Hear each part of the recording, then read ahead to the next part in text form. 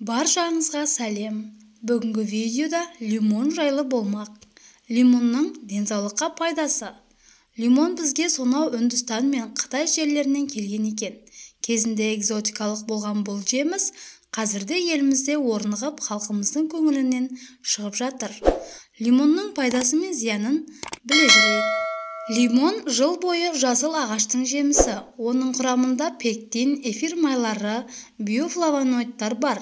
Лимон асқазандағы қорытуға көмектесетін заттардың бөлінуіне әсер етіп, ағзаға темір мен кальцийдің сіңіруін жеңілдететін энзимдарды бөледі.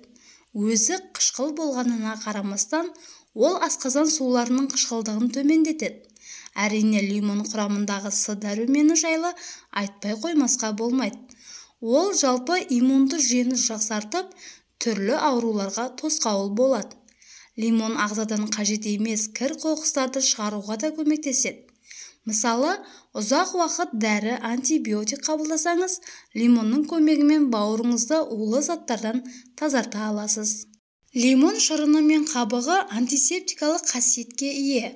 Онымен жараларды сүртіп, ерітіндісімен тамақ шайса болады. Лимон қан құрамындағы холестерин деңгейін төмендетіп, диабетті ашады. Лимон құрамындағы Р дәрумені қан тамырларын беріктендіріп, қан қысымын көтереді. Әрине, лимонның ең танымал қасиеті жұқпалы тұмау ауруына төтеп бере алуы. Сүйелдер. 2 лимонның ұсатылған қабығын 30% сірке судан жарты стакан құйыңыз. Тығыз жабылған ыдыста кезеңдеп шайқап отырып 8 күн ашыту. Сүзіңіз. Осы тұнбада суланған тампонды күніне бірнеше рет сүйелдерге жағыңыз. Секпілдер. 100 грамм бал алып, 1 лимонның шырынымен араластырыңыз. Осы қоспамен дәкеден жасалған майлықтарды дымқылдатыңыз және секпілдер жабылған жерлерге 15-20 минутқа жағыңыз. Табысқа жету үшін үнемі 15-20 маска жағуы керек. Бас ауруы. Жаңа піскен лимонның қабығын алыңыз, цедрадан тазартыңыз, қабаққа салыңыз және бірнеше уақыт ұстаңыз. Кейін терінің үстінде лимон қабығының астында қызыл таңба пайда болады. Ол қызиды және қышиды, ал бас ауруы басылады. Босанудан кейін тазарту. 5 шикі жұмыртқаның қабығын тазартыңыз және оны 2-3 ұсақ туралған тазартылмаған лимонмен араластырыңыз. 1 күн ашытып, содан кейін жарты литр арақ қосу қажет. 3-6 күн бойы күніне 3 реттен тамақ ішкеннен 20 минут өткеннен кейін қабылдау қажет. Тістерді нығайту. Егер сіз тістеріңіз ақ, ал тамырлары мықты болсын деп тілесеңіз, тістеріңізді лимонның қабығымен ысыңыз. Қан кету. Жатырдан қатты қан кетуде 6 жұмыртқаның ақтарын жарты шай қасығы лимон қышқылымен араластырып ішіп қойыңыз. Егер қажет болса, қайталаңыз. Мүйізгектер. Ұйықтар алдында аяқты ыстық сумен булаңыз, құрғақ болғанша сүртіңіз және кішкене балдырмен лимонның қабығын лимонның шетін мүйізгекке байлап қойыңыз. 4-5 күннен кейін мүйізгек толығымен жоқ болып кетеді. Аяқ сіңірінің тартылуы. Аяқтың табанына таңертең және кешке лимонның шырынын жағыңыз және жүрмеңіз. Аяқ киімді шырын кеппегенше кимеңіз. Емделу курсы 2-7-ден аса емес. Тырнақтарды күту. Тырнақтар икемділік пен қаттылықты жоғалтпау үшін оларға лимон шырыны мен май қоспасын жиі жағуы керек. Талып қалу. 100 грамм құрғақ лимон қабықтарын ұсатыңыз.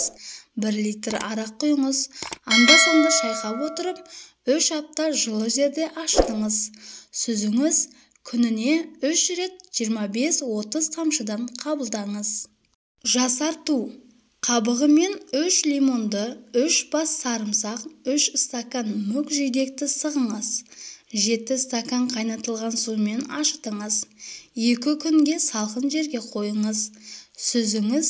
400 грамм бал құйыңыз, араластырыңыз және тағы 2 күнге салқын жерге қойыңыз.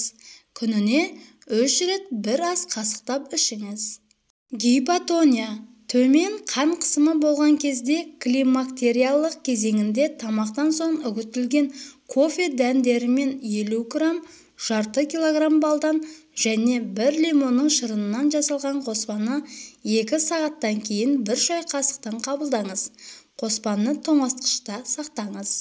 Қайысқақ 4 лимонның қабығын 1 литр суда 15 минут пісіріңіз. Қайнатпаны сүзіңіз. Шашты қайнатпамен аптасына 1 рет шайыңыз. Лимон суық тигенде таптырмас өнім. Ал иммундық жүйені нығайтудан басқа лимон үй тұрмысында да пайдасы көп жеміс екенін білесіз бе? Лимон микротолқынды пешті тазалауға, сондай-ақ оның ішіндегі жаман иісті жоюға да көмектеседі. Ол үшін су құйылған стаканға бірнеше қасық лимон сығындысын қосып, пештің ішінде қыздыру керек. Кейін қоспаны 10 минут микротолқынды пештің ішінде ұстаған абзал. Артынша құрылғының ішін таза шүберекпен сүртіңіз. Үйдегі металл ыдыстарды лимон қабығымен сүртіп, салқын сумен жусаңыз, жарқырап шыға келеді. 4-5 ас қасық лимон шырыны қосылған сумен әйнек пен айнаны сүртсеңіз, бетіндегі барлық дақты кетіреді. Әрі үйдің ішіне жағымды иіс береді. Күріштің бір-біріне жабыспай, шашырап піскенін қаласаңыз, 1 ас қасық лимон сығындысын пайдалансаңыз жеткілікті. Лимонның көмегімен киімдегі майлы дақтарды оңай кетіруге де болады. Ол үшін дақ тиген жерге лимон шырынын құйып, түнге қалдыру керек. Содан кейін киімді суық суда жуу қажет.